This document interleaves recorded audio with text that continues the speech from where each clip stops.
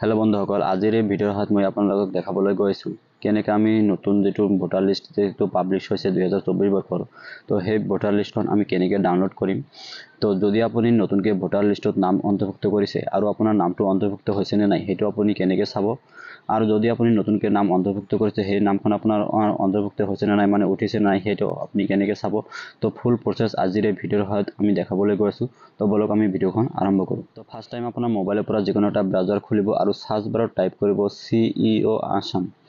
CEO Assam লিখি search কৰিব search কৰাৰ পিছত এনেকা এটা পপআপ খুল খাব ইয়াতে দেখা পাইছে চিফ ইলেক্টৰাল অফিচাৰ আসাম ইয়াতে আপুনি ক্লিক কৰিব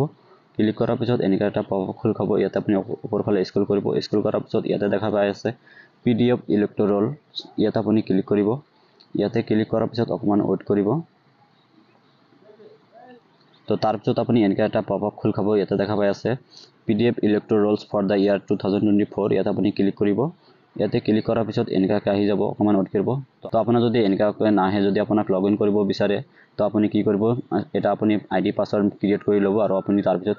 লগইন কৰিব তাৰ পিছত আপোনাৰ এনেকাকে আহি যাব তাৰ পিছত ইয়াতে দেখা পাইছে ষ্টেটটো আপোনাৰ অটোমেটিক্যালি আহি যাব তো তাৰ পিছত ইয়াতে দেখা পাইছে ডিস্ট্ৰিক্ট নেম আপোনাৰ যেটো ডিস্ট্ৰিক্ট আছে ডিস্ট্ৰিক্টটো আপুনি ইয়াতে চুজ কৰিব তো ডিস্ট্ৰিক্টটো চুজ কৰাৰ পিছত ইয়াতে দেখা পাইছে এসেম্বলি কনস্টিটুয়েন্সি ইয়াতে আপুনি আপোনাৰ যেটো এসেম্বলি আছে হেতু আপুনি চুজ কৰিব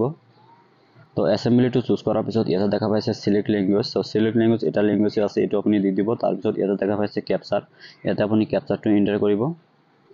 তো ইয়াতে আপোনাৰ যেটো ক্যাপচাৰ আছে ক্যাপচাৰটো দিব ক্যাপচাৰটো দিয়াৰ পিছত ইয়াতে তলফালে দেখা পাইছে সাৰ্চ অপচন এটা দেখা পাই আছে ইয়াতে আপুনি সাৰ্চ কৰিব আপোনাৰ যেটো